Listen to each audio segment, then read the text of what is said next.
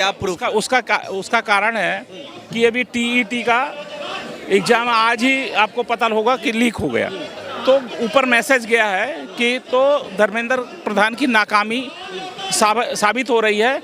इसलिए जो अभी 1-2 दिन के अंदर अंदर देख लेना, राघव चड्ढा को ही मतलब शिक्षा मंत्री बना दिया जाएगा, क्योंकि वो अब दूसरी पार्टी से मतलब हुआ है, थोड़ा सा अभी मतलब पढ़ा लिखा भी है। तो हमको राघव चड्ढा और धर्मेंद्र प्रधान से मतलब नहीं है, हमको शिक्षा व्यवस्था सही चाहिए, शिक्षा व्यवस्था सस्ती चाहिए और ऐसी शिक्षा व्यवस्था चाहिए कि जहां स्कूल भी अच्छे हों, कॉलेज भी अच्छे हों, स्कूल के टॉयलेट भी अच्छे हों, जहां आम आदमी के बच्चे भी पढ़ सकें और सब लोगों के बच्चे पढ़ सकें। ऐसा चाहिए, ऐसी शिक्षा व्यवस्था चाहिए। क्या इससे समाधान मिल जाएगा? आप कह रहे हैं राघव चड्ढा अगर उनको बना दिया जाएगा शिक्षा मंत्री तो तमाम सुविधाएं मिल जाएंगी, पेपर लीक होना बंद हो जाएगा? नहीं, वो आने वाले समय में हमको नहीं मालूम, पर ये जो आंदोलन चल रहा है, इस आंदोलन को मतलब वो कम करने के लिए ऐसा ये लोग मुहिम उठाएंगे, तो ये मुहिम बंद होने नहीं वाली नहीं है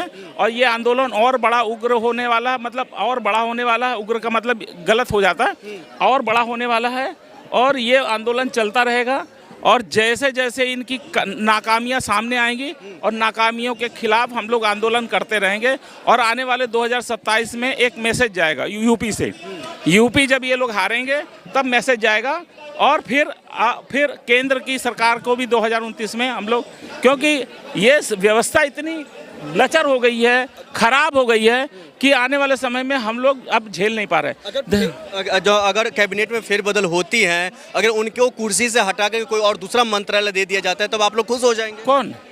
धर्मेंद्र प्रधान। एक बार आप ये बात नोट कर लो कि ये पार्टी ऐसी है कि एक बार किसी को हटाया जाता तो उसको दूसरा पद कभी नहीं दिया जाता, वो फिर घरे में बैठता है। चिपक गया रे, किस चीज से चिपक गया है? कुर्सी पर या फेविकॉल से? ये ऐड की तरह से यहाँ पर जंतर मंतर दिखाया गया है। आपका स्वागत है फॉरएवर न्यूज पर। क्या नाम है आपका? कृतिका।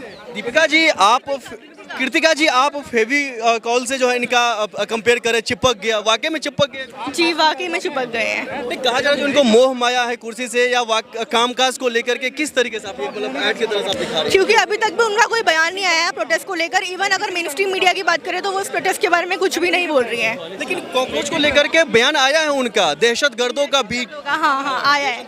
वो यही बोल सकते हैं, जो भी सवाल उठाएगा वो आतंकवादी हो जाएगा। लेकिन फिर क्या लग रहा है, आप लोगों को कभी दहशतगर्द कह दिया जाता है, कोई और आंदोलन होता है तो उसको कई और कुछ और नाम दे दिया जाता है, क्या ऐसे भटकाया जाएगा सिर्फ आंदोलनों को?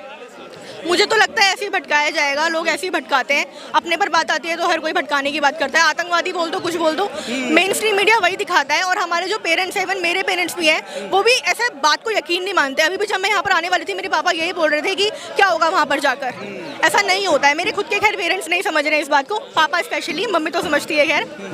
वो ये बोलते हैं कि इतने से होने, और मेन चीज़ ये है कि अभी जो वो न्यूज़ देख रहे हैं ना, वो न्यूज़ जो है वो ये सब दिखाते नहीं है मेन स्ट्रीम मीडिया। मेन दिक्कत की बात ये, अगर ये सब दिखाने लग जाए तो लोग और ज़्यादा जागरूक होंगे। लेकिन भारतीय जनता पार्टी की बात करें या उनके जो कैबिनेट की बात करें तो वो तो कहते हैं कामकाज जो करने वाले हम उसको कुर्सी पर बैठाए हैं, और आप तो चिपकाने की बात कर रहे हैं। एक मिनट, आप दोबारा पूछेंगे? भारतीय जनता पार्टी का मोटिव यही है जो उनके कैबिनेट में कोई भी मंत्री रहे, कोई भी नेता रहे, वो सिर्फ कामकाज करने वालों को ही वो बैठाते हैं। नहीं, ऐसा बिल्कुल भी नहीं है। अपने अकॉर्डिंग वो काम करते ही नहीं है। एजुकेशन मिनिस्टर है, उनको कोई स्पेलिंग लिखनी नहीं आती है, तो कहाँ से आप बोल रहे हो कि वो उनके मुताबिक काम करते हैं? जो मिनिस्ट्री उनको मिली है वो उसके अकॉर्डिंग काम नहीं करते हैं। मतलब जो वहाँ पर जैसा माहौल है या जैसा वहाँ पर स्थिति है, उस तरीके से कोई कामकाज नहीं होता, छात्रों के लिए कुछ नहीं सोचते, बिल्कुल भी नहीं सोचते। लेकिन मोदी जी का एक वायरल काफ़ी वीडियो होता है जो वो कहते हैं शिक्षा, जो स्टूडेंट है और जो नौजवान है उनकी बदौलत हमारी सरकार है भारत में। ऐसा कुछ नहीं है। मैं आपको एक बात बताती हूँ, मैं दिल्ली के गवर्नमेंट स्कूल से पढ़ी हूँ, और जब मैं 9th-10th में थी तब नरेंद्र मोदी जी क्या करते थे, एग्जाम से पहले मन की बात करते थे, बोर्ड से पहले, ठीक है। आज मुझे शो का नाम नहीं पता, मन की बात था, मतलब उसमें हमको बुलाया जाता था एक स्टेडियम में, और वहाँ पे केवी के बच्चे होते थे, और फिर उनसे स्ट्रेस रिलीज के बारे में बात किया जाता था कि अपना स्ट्रेस कैसे रिलीज करेंगे एग्जाम के पहले, ये बोला जाता था। अब कहाँ गया वो? शिक्षा पे भी चर्चा करते? हाँ, शिक्षा पे चर्चा, उस शो का ऐसी कुछ नाम था, वो करते थे। अभी कहाँ होंगे? अब क्यों नहीं कर रहे वो कोई शिक्षा की बात? तो क्या लग रहा है, अगर धर्मेंद्र प्रधान जी की जैसे अभी बातें और खबरें आ रही है, उनको अगर हटा भी दिया जाता है, उनको कोई और नया मंत्रालय दे दिया जाता है, किसी और को कुर्सी पर बैठा दिया जाता है, तो फिर ऐसे में क्या ये समाधान निकल जाएगा?